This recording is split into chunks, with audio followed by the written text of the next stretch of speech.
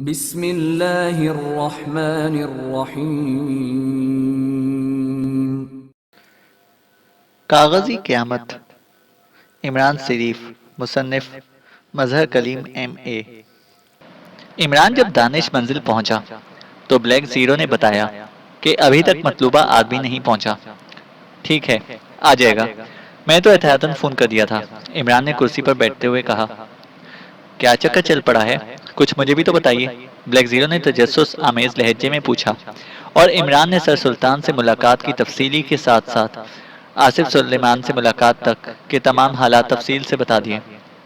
اوہ، واقعی انتہائی خوفناک حملہ ہوگا یہ، مگر میرا خیال ہے کہ صرف اسٹیٹ بینک تک ہی وہ لوگ اپنے آپ کو محدود نہیں رکھیں گے، بلکہ کمرشل بینکوں کے اسٹاک رومز میں بھی گڑبڑ کی جائے گی، بلیک زیرو نے کہا۔ ہاں، ایسا بھی ہو سکتا ہے، میرا خیال ہے کہ انہیں فوری طور پر چیک کر لیا جائے گا، عمران نے سر ہلاتے ہوئے کہا، اور پھر اس نے ٹیلی فون اپنی طرف کھسکایا اور پھر نمبر ڈائل کرنے شروع کر دیے۔ سلطان اسپیکنگ۔ رابطہ قائم ہوتے ہی دوسری طرف سے سر سلطان کی بھررائی ہوئی آواز سنائی دی۔ عمران بول رہا ہوں جناب، اسٹیٹ بینک والا کلیو درست رہا ہے، میں تیزی سے آگے بڑھ رہا ہوں۔ اب آپ ایسا کیجئے کہ کمرشل بینکوں کی مین برانچوں کے اسٹاک انچارجز کے نام اور پتے حاصل کر کے مجھے جلد از جلد اطلاع دیں، ہو سکتا ہے کہ وہ لوگ بھی اس سلسلے میں ملوث ہوں، عمران نے کہا۔ عمران بیٹے، میرا خیال ہے کہ اگر اسٹیٹ بینک کے ذریعے تم آگے بڑھو تو زیادہ بہتر رہے گا، اگر ہم تنظیم کے سرغنوں کو پکڑ لیں تو باقی بکھیڑے کی ضرورت نہیں رہے گی، سر سلطان نے جواب دیا۔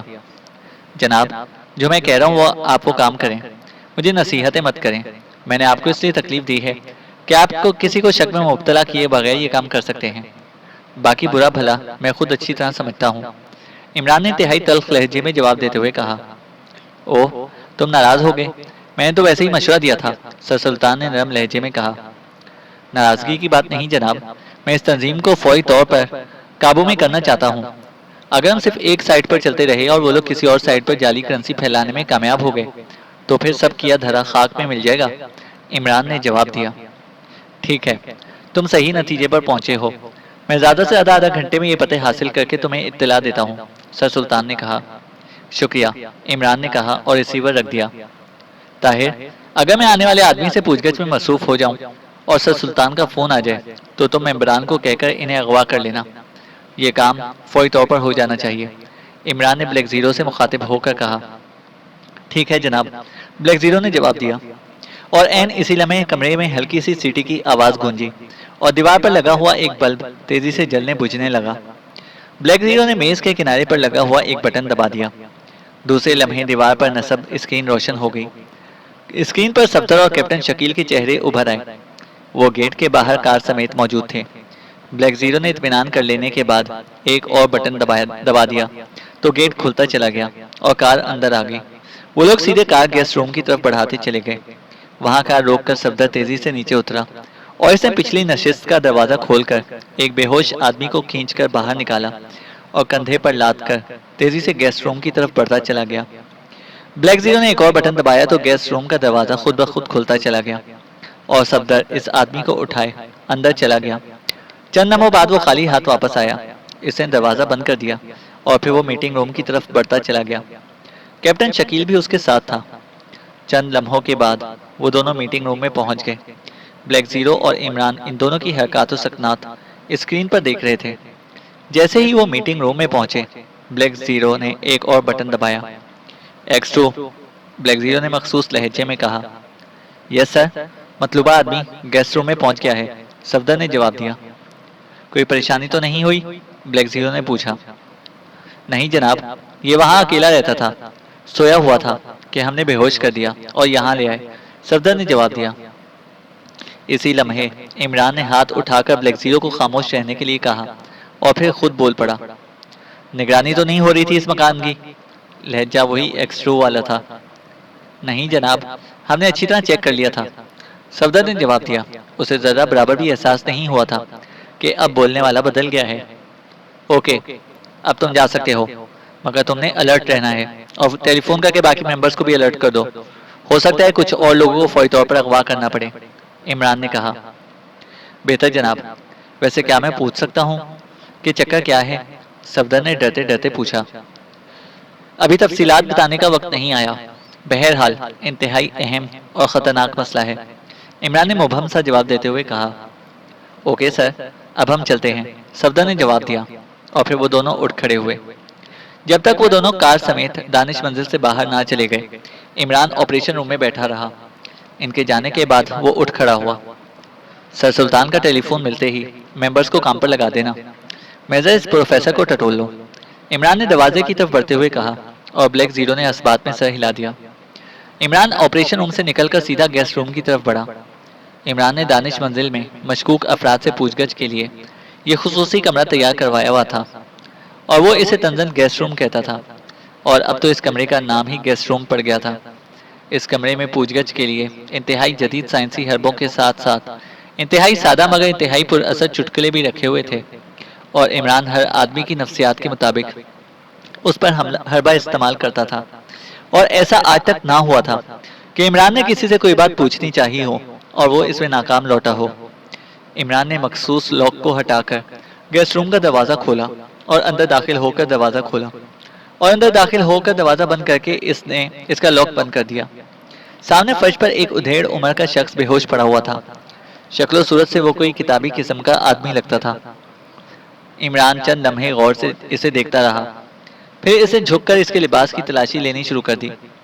پروفیسر عبد الرشید نے سلیپنگ سوٹ پہنا ہوا تھا، اس لیے کسی چیز کے ملنے کا امکان تو کم ہی تھا، مگر پھر بھی عمران نے اس کی تلاشی لینی ضروری سمجھی، کیونکہ اسے ایسے لوگوں کی نفسیات کا اچھی طرح علم تھا کہ یہ لوگ عام حالات میں تو بڑی جرات کا مظاہرہ کرتے ہیں، مگر جب رد عمل سخت ہو تو پھر فوراً راہ فرار اختیار کر جاتے ہیں۔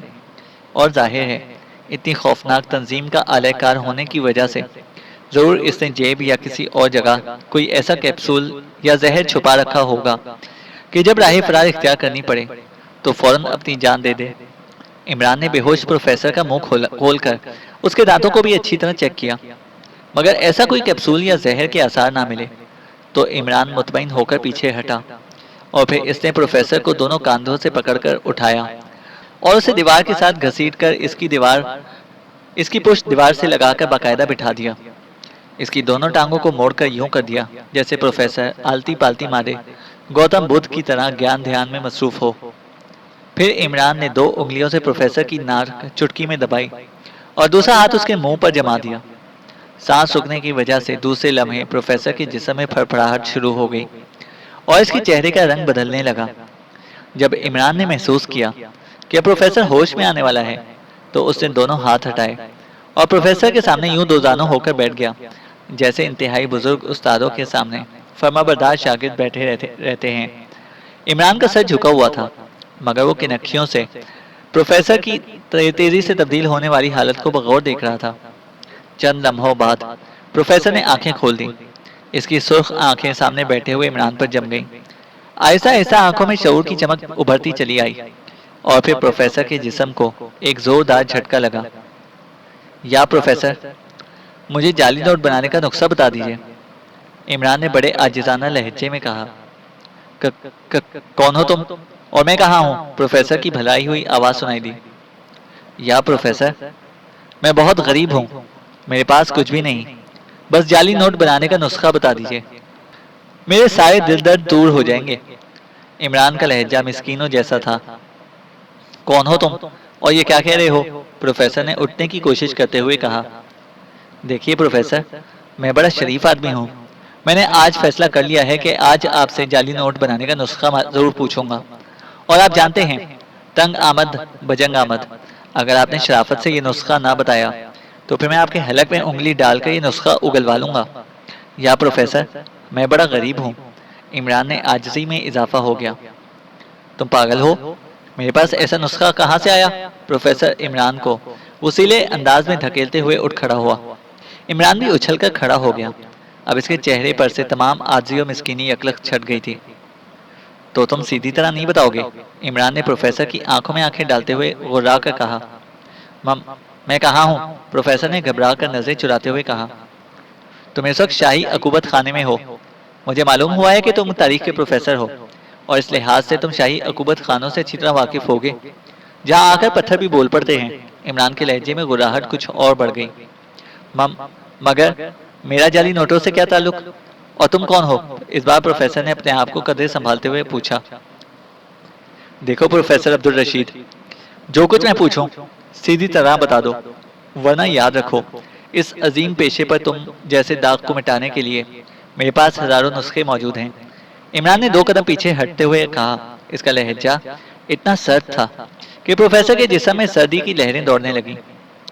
تم جو کوئی بھی ہو، یقین رکھو میں ایک سیدھا سادہ شریف آدمی ہوں، میرا کسی سے کوئی تعلق نہیں ہے، پروفیسر نے بڑے عاجزانہ لہجے میں کہا۔ تم آصف سلیمان کو جانتے ہو؟ عمران نے سرد لہجے میں پوچھا۔ آصف سلیمان؟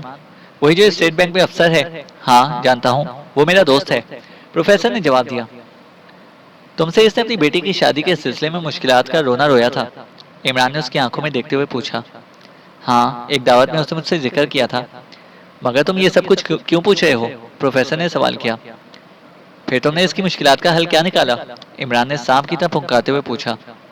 میں نے اس سے وعدہ کیا تھا کہ میں کچھ سوچوں گا۔ میرا خیال تھا کہ میرے پاس بینک میں 10,000 روپے پڑے ہیں، وہ اسے دے دوں گا، مگر اس کے بعد وہ ملا ہی نہیں، پروفیسر عبدالرشید نے جواب دیا۔ عمران کی آنکھوں میں الجھن کے تاثرات نمایاں ہو گئے، کیونکہ عمران کی چھٹی حس بتا رہی تھی کہ پروفیسر سچ بول رہا ہے، جبکہ اس بات پر یقین کرنے سے تمام مسئلہ الجھ جاتا تھا۔ کیا تم نے 2 آدمیوں کو آصف سلیمان کے پاس بھیجا تھا کہ وہ ایک راز کے بدلے میں 10 لاکھ روپے دے آئیں؟ عمران نے پوچھا۔ میں تو ایسے کوئی آدمی نہیں بھیجے، اور پھر میرے دوستوں میں ایسا ایک بھی آدمی نہیں جو 10 لاکھ روپے کسی کو دے سکے، پروفیسر نے الجھے ہوئے لہجے میں جواب دیتے ہوئے کہا۔ مگر ان لوگوں نے اسے تمہارا حوالہ دیا تھا، عمران نے اپنی بات پر زور دیتے ہوئے کہا۔ تم یقین کرو میں نے کسی سے کچھ نہیں کہا، میں تو اپنے آپ میں مگن رہنے والا آدمی ہوں، یونیورسٹی میں پڑھاتا ہوں اور پھر گھر میں بھی کتابوں میں الجھا رہتا ہوں۔ اس روز بھی اس دعوت میں اس لیے چلا گیا تھا کہ میرے ایک عزیز طالب علم نے اصرار کیا تھا۔ یہ دعوت اس کی یونیورسٹی میں اول آنے کے اعزاز میں دی جا رہی تھی۔ وہیں آصف سلیمان سے ملاقات ہوئی، پروفیسر اب پورے اعتماد سے بات کر رہا تھا۔ آصف سلیمان سے تمہاری دوستی کیسے ہوئی؟ عمران نے ایک لمحہ توقف کرنے کے بعد پوچھا۔ آصف پہلے یونیورسٹی میں پڑھاتا تھا، پھر سے اسٹیٹ بینک میں نوکری کر لی، تب سے ہمارے تعلقات ہیں، مگر یہ تعلقات بھی کبھی کبھار ملاقات تک ہی محدود ہیں۔ مگر تم یہ سب کچھ کیوں پوچھ رہے ہو؟ پروفیسر نے پوچھا۔ بس ایک چکر پڑ گیا ہے، اس لیے پوچھ رہا ہوں۔ یہ بتاؤ کہ جس وقت تم نے آصف سلیمان سے بات کی تھی، اس وقت تمہارے ارد گرد اور کون لوگ تھے؟ عمران نے خیال کے تحت پوچھا۔ بے شمار لوگ تھے، یہ بوفے طرز کی دعوت تھی، ہم سب پلیٹیں اٹھائے کھڑے کھا رہے تھے، پروفیسر نے جواب دیا۔ اس کا مطلب ہے کہ کسی نے تمہاری بات چیت سے فائدہ اٹھایا ہے۔ بہرحال پروفیسر، مجھے افسوس ہے کہ تمہیں تکلیف پہنچی، مگر ایک بات یاد رکھنا، آج کے بعد اس تمام گفتگو کو یکسر بھول جانا، ورنہ تمہاری زندگی کا چراغ ایک لمحے میں گل کر دیا جائے گا۔ عمران نے کچھ سوچتے ہوئے کہا۔ وہ سمجھ گیا تھا کہ کسی نے ان دونوں کی بات چیت سن لی اور پھر اس سے فائدہ اٹھایا۔ ویسے بھی اسے یقین نہ آ رہا تھا کہ اتنی بڑی تنظیم اتنا کچا کام کرے گی، اور ایک پولیس والا بھی کڑیاں جوڑ کر ان تک پہنچ جاتا۔ اب تم آرام کرو، میں تمہیں واپس بھجوانے کے انتظامات کرتا ہوں، عمران نے کہا، اور پھر تیزی سے چلتا ہوا دروازے کی طرف بڑھتا چلا گیا۔ پلیز ٹھہرو، مجھے بتاؤ کہ تم کون ہو اور یہ سب کیا چکر ہے؟ پروفیسر نے اسے روکتے ہوئے کہا۔ سنو پروفیسر، تم شکر کرو کہ مجھے تمہاری باتوں پر یقین آ گیا ہے، ورنہ تمہارا جسم تو ایک طرف رہا، تمہاری روح بھی صحیح سالم حالت میں یہاں سے باہر نہ جا سکتی۔ بہرحال یہ ایک سرکاری چکر ہے، تم بس یہ سب کچھ بھول جاؤ، حتیٰ کہ آصف سلیمان سے بھی اشارتاً بھی ذکر نہ کرنا، ورنہ تمہاری موت تمہارے قریب ہی موجود ہوگی، عمران نے کہا، اور پھر لاک کھول کر وہ باہر نکل آیا۔ باہر سے دروازہ بند کر کے اس نے دروازے کی جڑ میں لگے ہوئے ایک خفیہ بٹن کو دوبارہ دبایا، اور پھر واپس آپریشن روم کی طرف بڑھتا چلا گیا۔ اسے معلوم تھا کہ بٹن دبتے ہی بے ہوش کر دینے والی گیس کمرے میں پھیل گئی ہوگی، اور پروفیسر ایک بار پھر بے ہوش ہو چکا ہوگا، مگر اب اس کے ذہن میں کھچڑی پک رہی تھی، وہ ایک بار پھر مکمل اندھیرے میں تھا۔ اس کا خیال تھا کہ اس کلیو کے ملنے کے بعد وہ مقامی تنظیم پر جلد ہاتھ ڈال دے گا، مگر ایسا نہ ہوا۔ مجرم اس کی توقع سے زیادہ ہی چالاک ثابت ہوئے تھے۔ یہی سوچتا ہوا وہ آپریشن روم میں داخل ہوا تو اسی لمحے بلیک زیرو ریسیور رکھ رہا تھا، اس کے سامنے کاغذ پر ناموں پتوں کی ایک فہرست موجود تھی۔ اب یہ بھی سر سلطان نے کمرشل بینکوں کے اسٹاک انچارجوں کے نام اور پتے لکھوائے ہیں، بلیک زیرو نے عمران کو دیکھ کر کہا۔ نہیں، کوئی فائدہ نہیں، مجرم ہماری توقع سے کہیں زیادہ چالاک ہیں، تم انہیں اغوا کرانے کا خیال چھوڑ دو اور صفدر اور کیپٹن شکیل کو کہہ دو کہ وہ گیسٹ روم میں موجود بے ہوش پروفیسر کو دوبارہ اس کے گھر پر چھوڑ آئیں۔ عمران نے کرسی پر بیٹھتے ہوئے کہا۔ کیوں؟ پروفیسر نے کچھ نہیں بتایا؟ بلیک زیرو نے حیران ہوتے ہوئے پوچھا۔ نہیں، اسے اس کی لا علمی میں استعمال کیا گیا ہے، وہ بے ضرر سا شخص ہے، عمران نے جواب دیا۔ اس کے چہرے پر گہری سوچ کے آثار نمایاں ہوتے چلے جا رہے تھے۔ بلیک زیرو نے مزید سوالات کرنے کی بجائے ریسیور اٹھایا اور صفدر کو پروفیسر کو واپس چھوڑ آنے کے احکامات دینے شروع کر دیے۔ اب کیا پروگرام ہے؟ بلیک زیرو نے ریسیور رکھتے ہوئے پوچھا۔ میں سوچ رہا ہوں کہ شہر کے ٹاپ گنڈوں کو ٹٹولا جائے، یقیناً یہ لوگ نوٹ بدلنے کے لیے ایسے ہی لوگوں کو استعمال کریں گے، عمران نے چونکتے ہوئے جواب دیا۔ ہاں، یہ بات درست ہے، میرا خیال ہے کہ ان کاموں کا ماہر شیر خان ہے، اس کا اپنا پورا گروہ ہے جو نقب لگا کر بینک لوٹنے میں ماہر ہے، بلیک زیرو نے جواب دیا۔ شیر خان؟ عمران نے چونکتے ہوئے پوچھا۔ ہاں، یہ یہاں کا مشہور گنڈا ہے، جونی بار کا مالک ہے، بلیک زیرو نے جواب دیا۔ مگر یہ نام پہلی بار سن رہا ہوں میں، عمران نے جواب دیتے ہوئے کہا۔ یہ بھی حال ہی میں کہیں باہر سے آیا ہے، مجھے بھی اتفاقاً اس کے متعلق پتہ چلا، مگر اس نے یہاں آتے ہی پیدر پہ ایسی وارداتیں کی ہیں کہ اس کا روب سب پر بیٹھ چکا ہے۔ بظاہر انتہائی سیدھا سادہ سا آدمی ہے، مگر سنا ہے کہ خطرناک حد تک لڑاکا ہے اور چالاک ہے، شفاق اور عیار آدمی ہے، بلیک زیرو نے تفصیلات بتاتے ہوئے کہا۔ تمہیں یہ سب تفصیلات کیسے ملی؟ عمران نے حیران ہوتے ہوئے پوچھا۔ دراصل جب میں فارغ ہوتا ہوں تو شغل کے طور پر ایسے لوگوں کا کھوج لگاتا رہتا ہوں تاکہ شہر کے سماج دشمن عناصر کے متعلق اپ ٹو ڈیٹ معلومات حاصل ہوتی رہیں۔ گو ہمارا فیلڈ تو ان سے نپٹنا نہیں ہے، مگر پھر بھی مجرموں کی سرکوبی کے درمیان ان سے واسطہ پڑ سکتا ہے، بلیک زیرو نے جواب دیا۔ ویری گڈ بلیک زیرو، آج تم نے طبیعت خوش کر دی ہے، اس کا مطلب ہے کہ اب تم میں بھی حماقت کے جراثیم سرایت کرتے جا رہے ہیں، عمران نے خوش ہوتے ہوئے کہا۔ بس جناب، آپ کی صحبت کا اثر ہے، بلیک زیرو نے مسکراتے ہوئے کہا۔ اس کا چہرہ عمران کی تعریف سے کھل اٹھا تھا۔ ریسیور مجھے دو اور ٹائیگر کے نمبر ملاؤ، عمران نے بلیک زیرو سے مخاطب ہو کر کہا۔ ٹائیگر؟ بلیک زیرو نے ریسیور اٹھا کر عمران کی طرف بڑھاتے ہوئے حیران لہجے میں پوچھا۔ ہاں، میں سیکرٹ سروس کو سامنے نہیں لانا چاہتا، ورنہ مجرم ہوشیار ہو جائیں گے، عمران نے جواب دیا اور پھر رابطہ ملنے کا انتظار کرنے لگا۔ بلیک زیرو کے نمبر ملاتے ہی دوسری طرف گھنٹی بج اٹھی تھی۔ چند لمحے گھنٹی بجتی رہی، پھر دوسری طرف سے ریسیور اٹھا لیا گیا۔ ہیلو، دوسری طرف سے ٹائیگر کی آواز سنائی دی۔ عمران اسپیکنگ، عمران نے بڑے سنجیدہ لہجے میں کہا۔ یس سر، ٹائیگر کا لہجہ یکدم مؤدبانہ ہو گیا۔ ٹائیگر، جونی بار کے مالک شیر خان کو جانتے ہو؟ عمران نے سوال کیا۔ یس باس، اچھی طرح جانتا ہوں، انتہائی خطرناک گنڈا ہے، ٹائیگر نے جواب دیا۔ کیا تم اسے اغوا کر کے دانش منزل تک پہنچا سکتے ہو؟ عمران نے پوچھا۔ کب باس؟ ٹائیگر نے بلا کسی توقف پوچھا۔ ابھی اور اسی وقت، عمران نے انتہائی سنجیدہ لہجے میں جواب دیتے ہوئے کہا۔ بہتر باس، میں کوشش کرتا ہوں، ٹائیگر نے جواب دیتے ہوئے کہا۔ لفظ کوشش میرے سامنے مت استعمال کیا کرو، سمجھے؟ اسے تم نے ہر قیمت پر اغوا کر کے لانا ہے، عمران نے گھراتے ہوئے کہا۔ سوری باس، ویسے ہی منہ سے نکل گیا تھا، آپ بے فکر رہیں، آدھے گھنٹے کے اندر اندر شیر خان دانش منزل پہنچ جائے گا، ٹائیگر نے جواب دیا۔ اوکے، میں انتظار کر رہا ہوں، عمران نے کہا اور ریسیور رکھ دیا۔ وہ انتہائی خطرناک گنڈا ہے، ٹائیگر اکیلا اس پر قابو نہ پا سکے گا، بلیک زیرو نے کہا۔ تمہیں ٹائیگر کی صلاحیتوں کا صحیح علم نہیں ہے بلیک زیرو، وہ چاہے تو آدھے شہر کو ایک ہی وقت میں اغوا کر لے، عمران نے مسکراتے ہوئے جواب دیا اور پھر کرسی کی پشت سے ٹیک لگا کر آنکھیں بند کر لیں۔ جدید فیشن کے خوبصورت کوچ پر ایک نوجوان لڑکی باریک سا گاؤن پہنے ہوئے یوں بیٹھی تھی جیسے وہ کسی ملک کی شہزادی ہو۔ اس کا چہرہ بیک وقت معصومیت اور صفاکی کا امتزاج پیش کر رہا تھا۔ آنکھیں یوں سرخ تھیں جیسے گزشتہ کئی دنوں سے وہ شراب پینے میں مصروف ہو۔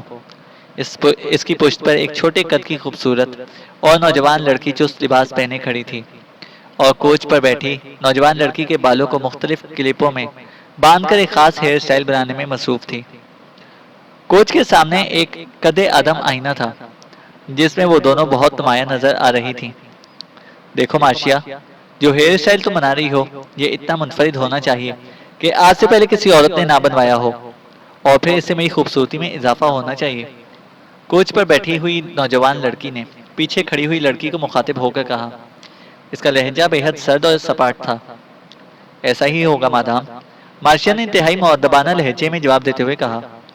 اس کے ہاتھ بڑے ماہرانہ انداز میں اپنے کام میں مصروف تھے۔ تقریباً آدھے گھنٹے کے بعد اس نے کلپ دوبارہ کھولنے شروع کر دیے اور پھر بالوں کی لٹوں کو ماہرانہ انداز میں سیٹ کرنے میں مصروف ہو گئی۔ جب اس نے ایک طویل سانس لے کر اپنے قدم پیچھے ہٹائے تو کوچ پر بیٹھی ہوئی لڑکی اٹھ کھڑی ہوئی۔ وہ بغور اپنے آپ کو آئینے میں دیکھ رہی تھی۔ مختلف انداز میں مڑ کر وہ اپنے آپ کا جائزہ لیتی رہی۔ اس دوران مارشیا خاموش کھڑی رہی۔ اس کے چہرے سے محسوس ہو رہا تھا جیسے وہ اپنی زندگی موت کا فیصلہ سننے کی منتظر ہو۔ اوکے، اچھا ہیئر اسٹائل ہے، مجھے پسند آیا ہے، نوجوان لڑکی نے اس بار مسکراتے ہوئے قدرے نرم لہجے میں جواب دیا۔ شکریہ مادام، مارشیا نے ایک طویل سانس لیتے ہوئے کہا، اور پھر وہ مادام کے سامنے رکوع کے بل جھکتی چلی گئی۔ مادام نے کوچ پر پڑا ہوا سچے موتیوں کا بنا پرس اٹھایا اور اسے کھول کر اس میں سے ایک سرخ رنگ کا کارڈ نکال کر مارشیا کے حوالے کرتے ہوئے کہا، یہ تمہارا انعام ہے۔ اس کارڈ کے بدلے میں تمہیں ایک خالی چیک مل جائے گا۔ تم جس قدر جی چاہے اس پر رقم لکھ کر کیش کرا لینا۔ مادام نے کہا، آپ کی پسند ہی میرا انعام ہے مادام۔ مارشیا کارڈ لیتے ہوئے ایک بار پھر رکوع کے بل جھکتی چلی گئی اور پھر پچھلے قدموں ہٹتی ہوئی کمرے کا دروازہ کھول کر باہر نکل گئی۔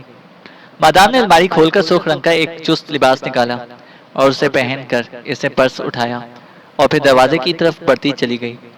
دروازہ کھول کر وہ جیسے ہی باہر نکلی، دروازے کے باہر اسٹین گنوں سے مسلح دو قوی ہیکل آدمی رکوع کے بل جھکتے چلے گئے، مگر مادام نے ان پر نظر ڈالنی بھی گوارا نہ کی اور تیزی سے آگے بڑھتی چلی گئی۔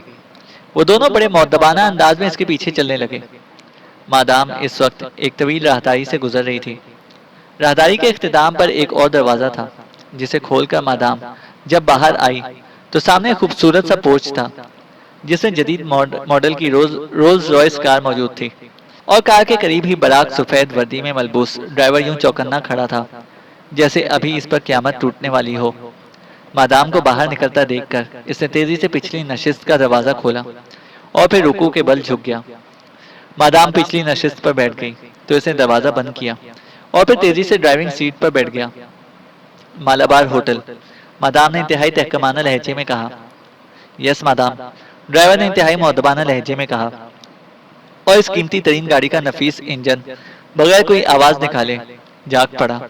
ڈرائیور نے گاڑی آگے بڑھا دی اور سنگ مرمر کی بنی ہوئی دودھیا سڑک پر گاڑی یوں پھیلتی چلی گئی جیسے وہ سڑک پر نہ چل رہی ہو بلکہ دودھ کی نہر میں تیرتی چلی جا رہی ہو۔ شاہی محل کے طرز کے بنے ہوئے گیٹ سے گزرتی ہوئی کار بیرونی سڑک پر آ گئی۔ گیٹ پر موجود باوردی مسلح دربان کار کے قریب پہنچتے ہی رکوع کے بل جھکتے چلے گئے اور جب تک کار گزر نہ گئی وہ بدستور اسی طرح جھکے رہے۔ مختلف سڑکوں سے گزرنے کے بعد کار ایک عظیم الشان ہوٹل کے کمپاؤنڈ میں مڑ گئی جس میں پہلے سے ہی بے شمار کاریں موجود تھیں۔ ڈرائیور نے کار مین گیٹ کے سامنے جا کر روک دی اور پھر نیچے اتر کر پچھلی نشست کا دروازہ کھولا تو مادام باہر آ گئی۔ مین گیٹ کے سامنے موجود باوردی دربان مادام کے باہر نکلتے ہی رکوع کے بل جھکے اور پھر انہوں نے بڑے ادب سے شیشے کا دروازہ کھول دیا اور مادام بڑے انداز سے چلتی ہوئی ہال میں داخل ہو گئی۔ ہال کو انتہائی خوبصورتی سے سجایا گیا تھا اور اس وقت اس کی تقریباً تمام میزیں عورتوں اور مردوں سے پر تھیں۔ جیسے ہی مادام ہال میں داخل ہوئی، سوٹ میں ملبوس ایک ادھیڑ عمر کا آدمی تیزی سے آگے بڑھا اور اسے بھی رکوع کے بل جھک کر مادام کو آداب کیا۔ ہوٹل مالابار کی انتظامیہ پرنسس مادام کی آمد پر انتہائی شکریہ ادا کرتی ہے، تشریف لے آئیے، اس آدمی نے بڑے مؤدبانہ انداز میں کہا، اور پھر آگے آگے چلتا ہوا وہ مادام کو ایک کونے میں موجود ایک خوبصورت میز کے پاس لے آیا۔ مادام بڑے انداز سے کرسی پر بیٹھ گئی۔ ایک بیرے نے بڑے مؤدبانہ انداز میں ایک خوبصورت ٹرے میں وسکی کی ایک بوتل اور ایک خوبصورت سا جام مادام کے سامنے رکھ دیا اور پھر وہ خود ہٹ کر بڑے مؤدبانہ انداز میں ایک طرف کھڑا ہو گیا۔ ہوٹل کا ہال جو مادام کے اندر داخل ہونے سے قبل کہکہوں سے گونج رہا تھا، اب وہاں کسی قبرستان جیسی خاموشی طاری تھی۔ ہال میں موجود ہر شخص یوں سہم گیا تھا جیسے معصوم چڑیا شکاری عقاب کو دیکھ کر سہم جاتی ہے۔ یہ عورت کون ہے؟ اس کے آنے پر یہ خاموشی کیوں ہو گئی ہے؟ ہال کے کونے میں بیٹھی ہوئی ایک عورت نے اپنے ساتھی مرد سے مخاطب ہو کر پوچھا۔ شش، خاموش ہو، اگر کسی نے سن لیا تو ہم دونوں بے موت مارے جائیں گے، مرد نے ہونٹوں پر انگلی رکھ کر جواب دیتے ہوئے کہا۔ آخر بات کیا ہے؟ یہ کوئی چڑیل ہے یا ڈائن؟ آخر ہے کیا؟ عورت نے چھنچھلائے ہوئے لہجے میں کہا، مگر اس کا لہجہ دبا ہوا تھا۔ خدا کے لیے یہ الفاظ مت کہو، یہ عورت پرنسس مادام ہے، انتہائی پراسرار عورت۔ جو شخص شہر میں کہیں بھی چاہے اپنے گھر میں ہی بیٹھ کر اس کے خلاف کوئی فکرہ کہہ دے، اسے فوراً قتل کر دیا جاتا ہے۔ اس لیے ہر شخص نہ صرف اس کی عزت کرنے پر مجبور ہے بلکہ اسے ڈرتا بھی ہے۔ مرد نے عورت کو سمجھاتے ہوئے کہا، ہوں، تم لوگوں نے خواہ مخواہ اسے ہوا بنا رکھا ہے۔ اس جدید دور میں بھی تم لوگ اتنے توہم پرست ہو سکتے ہو، حیرت ہے، عورت نے برا سا منہ بناتے ہوئے کہا۔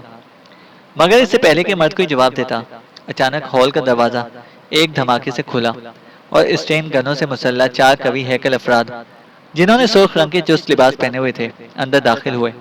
انہیں دیکھ کر ہال میں موجود ہر شخص کا چہرہ موت کے خوف سے زرد پڑ گیا۔ وہ چاروں ایک لمحے کے لیے دروازے پر کھڑے ہال کا جائزہ لیتے رہے، پھر تیز سے اس قدم اٹھاتے سیدھے اس میز کی طرف بڑھتے چلے آئے جس پر وہ عورت اور مرد موجود تھے۔ کھڑی ہو جاؤ لڑکی، تم نے پرنسس مادام کی توہین کی ہے، ایک مسلح شخص نے انتہائی تحکمانہ لہجے میں اس عورت سے مخاطب ہوتے ہوئے کہا۔ تم کون ہو اور تمہیں کیا حق ہے کہ مجھے اس طرح مخاطب کرو؟ میں کریمیا کی شہری ہوں، میں تمہارے خلاف اپنے سفارت خانے میں شکایت درج کراؤں گی، اس عورت نے غصیلے انداز میں کہا۔ مگر اس کے جواب میں ان چاروں نے ایک کہکہا لگایا اور پھر ان میں سے ایک نے چھپٹ کر اس لڑکی کو اٹھا کر اپنے کندھے پر ڈال دیا۔ مدد، مدد، لڑکی نے بری طرح ہاتھ پیر مارتے ہوئے کہا۔ مگر پورے ہال میں ایک شخص نے بھی حرکت نہ کی اور وہ مسلح شخص اس عورت کو اٹھائے سیدھا مادام کی میز کے قریب لے آیا۔ اس نے اسے میز کے قریب فرش پر پٹک دیا۔ دوسرے لمحے ان چاروں نے اپنی اسٹین گنوں کا رخ فرش پر پڑی ہوئی عورت کی طرف کیا اور ہال گولیوں کی تڑتڑاہٹ سے گونج اٹھا۔ بے شمار گولیاں اس عورت کے جسم میں گھستی چلی گئیں اور اس عورت کے حلق سے صرف ایک چیخ ہی نکل سکی۔ اس کا پورا جسم گولیوں سے چھلنی ہو چکا تھا۔ ان چاروں مسلح افراد نے اسٹین گنیں اونچی کی اور پھر وہ مادام کے سامنے رکوع کے بل جھکتے چلے گئے۔ مادام نے ہاتھ اٹھا کر انہیں جانے کا اشارہ کیا اور وہ تیزی سے مڑے اور پھر لمبے لمبے ڈگ بھرتے ہوئے ہال سے باہر نکلتے چلے گئے۔ ان کے باہر جاتے ہی بالٹیاں ہاتھ میں لیے ہوٹل کے ملازمین تیزی سے وہاں پہنچے۔ ان میں سے 2 نے اس عورت کی گولیوں سے چھلنی لاش کو اٹھایا اور تیزی سے ہوٹل سے باہر نکلتے چلے گئے، جبکہ باقی لوگوں نے تیزی سے فرش کو دھونا اور موٹے موٹے کپڑوں سے سکھانا شروع کر دیا۔ چند ہی لمحوں میں انہوں نے اپنا کام ختم کیا اور پھر وہ بھی ہوٹل کی راہداری میں غائب ہو گئے۔ اب ایسے محسوس ہو رہا تھا جیسے وہاں کچھ ہوا ہی نہ ہو۔ اسی لمحے ہال کی بڑی لائٹیں بجھ گئیں اور صرف سامنے بنے ہوئے اسٹیج پر روشنی پھیل گئی اور پھر ایک خوبصورت اور نوجوان نیم اوریا ڈانسر نے اسٹیج پر ڈانس شروع کر دیا۔ وہ ڈانس کرتے ہوئے اسٹیج سے نیچے اتری اور پھر ناچتی ہوئی سیدھی مادام کی میز کی طرف بڑھ گئی۔ مادام کے قریب پہنچ کر وہ رکوع کے بل جھکی اور پھر واپس مڑ کر اسی طرح ناچتی ہوئی واپس اسٹیج پر پہنچ گئی۔ تقریباً آدھے گھنٹے تک مختلف انداز میں ناچنے کے بعد وہ اسٹیج سے غائب ہو گئی اور ہال کی بڑی روشنیاں ایک بار پھر جل اٹھیں۔ اس کے ساتھ ہی مادام بھی اٹھ کھڑی ہوئی۔ سوٹ میں ملبوس وہی نوجوان جو اس ہوٹل کا مینیجر تھا بھاگتا ہوا آیا اور مادام کے سامنے جھک کر کھڑا ہو گیا۔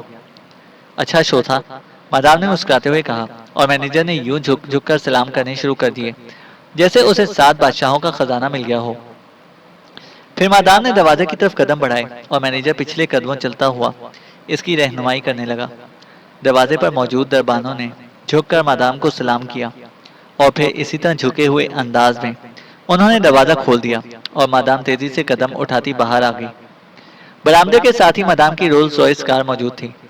باوردی ڈرائیور نے رکوع کے بل جھک کر دروازہ کھولا اور پھر مادام کے بیٹھنے پر وہ تیزی سے ڈرائیونگ سیٹ پر آ کر بیٹھ گیا۔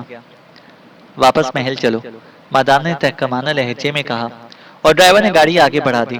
تھوڑی دیر بعد کار اسی محل نما عمارت کے بڑے دروازے پر پہنچ گئی اور پھر پورچ میں گاڑی روک کر ڈرائیور نے کار کا دروازہ کھولا اور مادام اتر کر تیزی سے شیشے کے بنے ہوئے بڑے دروازے پر پہنچ گئی۔ وہاں سے راہداری میں پہنچی اور راہداری میں موجود مسلح افراد اس کے پیچھے ادب سے چلتے ہوئے اسے کمرے کے دروازے تک چھوڑ آئے۔ کمرے میں پہنچتے ہی مادام نے ہاتھ میں پکڑا ہوا پرس ایک میز کی طرف اچھال دیا اور پھر ایک آرام دہ صوفے پر یوں ڈھیر ہو گئی جیسے وہ بے حد تھک گئی ہو۔ اسے ٹانگیں اور بازو سیدھے کر کے ایک بھرپور انگڑائی لی۔ چند لمحوں تک وہ آنکھیں بند کر کے صوفے پر بیٹھی رہی، پھر وہ ایک جھٹکے سے اٹھی اور باتھ روم کی طرف بڑھنے لگی۔ ابھی وہ باتھ روم کے دروازے تک پہنچی نہ تھی کہ کمرے میں ایک مترنم گھنٹی سی گونج اٹھی اور مادام اس گھنٹی کو سنتے ہی تیزی سے مڑی اور پھر قریب موجود ایک الماری کے قریب پہنچ گئی۔ اس نے الماری کے ہینڈل کو پکڑ کر مخصوص انداز میں دوبارہ اوپر اٹھایا اور 3 بار نیچے کیا۔ اس کے ساتھ ہی الماری کے سپاٹ پٹ اسکرین کی طرح روشن ہوتے چلے گئے۔ اسکرین پر سیاہ رنگ کی بڑی سی بلی کی تصویر موجود تھی جس کی آنکھیں گہری سرخ تھیں، اور پھر کمرے میں میاؤں میاؤں کی آوازیں ابھر آئیں۔ اس آواز کے ابھرتے ہی مادام اس الماری کے سامنے رکوع کے بل جھکتی چلی گئی۔ پرنسس مادام حاضر ہے میڈم۔ مادام کا لہجہ بے حد مؤدبانہ تھا۔ مادام، آئندہ تم بغیر اجازت حاصل کیے محل سے باہر نہیں جاؤ گی، ایک کڑک نسوانی آواز سنائی دی۔ بہتر میڈم، آپ کے حکم کی تعمیل ہوگی، مگر کیا میں اس حکم کی وجہ جان سکتی ہوں؟ مادام نے بڑے مؤدبانہ لہجے میں پوچھا۔ میں ایک اہم ترین انقلابی اقدام پر سوچ رہی ہوں، اور جلد ہی یہ انقلاب شروع ہونے والا ہے، اس لیے میں نہیں چاہتی کہ تمہاری وجہ سے میرے آدمیوں کی توجہ بڑھ جائے، میڈم کیٹ نے جواب دیتے ہوئے کہا۔ ٹھیک ہے میڈم، مگر کیا اس انقلابی اقدام میں میری کوئی جگہ نہیں ہے؟ مادام نے سوال کیا۔ میں تمہاری صلاحیتوں کو اچھی طرح جانتی ہوں، مگر ابھی تمہاری صلاحیتوں کے استعمال کا وقت نہیں آیا۔ جب وقت آئے گا تو تمہیں ضرور استعمال کیا جائے گا، میڈم کیٹ نے جواب دیا، اور اس کے ساتھ ہی میاؤں میاؤں کی آواز ایک بار پھر کمرے میں گونج اٹھی، اور پھر اسکرین سپاٹ ہو گئی، اور چند لمحوں بعد الماری کے پٹ سادہ ہو چکے تھے۔ مادام نے ایک طویل سانس لیا اور پھر ڈھیلے ڈھیلے قدم اٹھاتی ہوئی باتھ روم میں بڑھتی چلی گئی۔ چینل کو سبسکرائب کریں اور بیل آئیکن کو پریس کریں تاکہ ہماری ہر اپڈیٹ آپ کو بر وقت مل سکے۔